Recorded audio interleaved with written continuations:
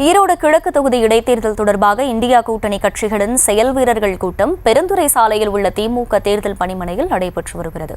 கூடுதல் விவரங்களை செய்தியாளர் ரஞ்சித் வழங்க கேட்கலாம். ரஞ்சித், வணக்கம். இந்த கூட்டத்தின் சிறப்பு அம்சங்கள் என்ன? முழு விவரம். வணக்கம் அகிலா. ஈரோடு கிழக்கு சட்டமன்ற உறுப்பினராக இருந்த காங்கிரஸ் கட்சியினுடைய மூத்த தலைவர் ஈவி.கே. இளங்கோவன் கடந்த டிசம்பர் 14 உடல்நலக் குறைவால் உயிரிழந்தார்.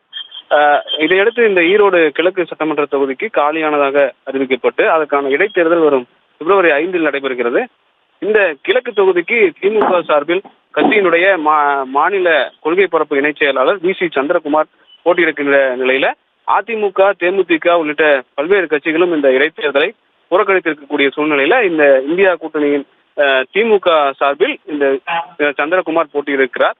இந்த இடைத்தேர்தலில் திமுக வெற்றி பெற வேண்டும் என்பதற்காக தற்போது ஈரோடு பெருந்துறை சாலையில் உள்ள திமுக தேர்தல் பணிமனை அலுவலகத்தில் இந்த அனைத்து கட்சியினுடைய செயல் வீரர் கூட்டமானது நடைபெற்று வருகிறது.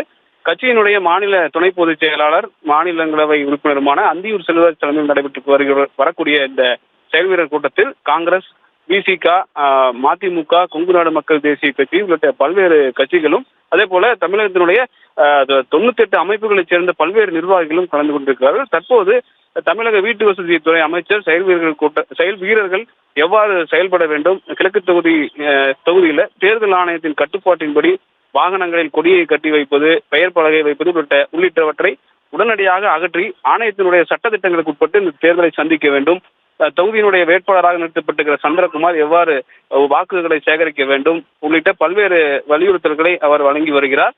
தொடர்ந்து இந்த தோழமை கட்சிகளுக்கு உரிய மரியாதை வழங்கி ஒத்துழைப்புடன் திமுக நிர்வாகிகள் தேர்தல் பணியாற்றிட வேண்டும் உள்ளிட்ட பல்வேறு ஆலோசனைகளையும் அவர் வழங்கி வருகிறார். இந்த கூட்டத்தில் குறிஞ்சி சிவகுமார் உள்ளிட்ட பல திமுகவுடைய நிர்வாகிகளும் கலந்து கொண்டிருக்கிற நிலையில திமுக சார்பாக இங்கே போட்டியிட வாய்ப்பு கேட்ட குறிஞ்சி சிவகுமார், செந்தில், செல்லப்பொன்னி உள்ளிட்டோரும் இந்த போட்டியிட இருக்கின்ற சந்திரகுமாருடன் இணைந்து எவ்வாறு தேர்தல் பணியாற்றிட வேண்டும் என்பதையும் அவர் ஆலோசனையாக வழங்கியிருக்கின்றார்.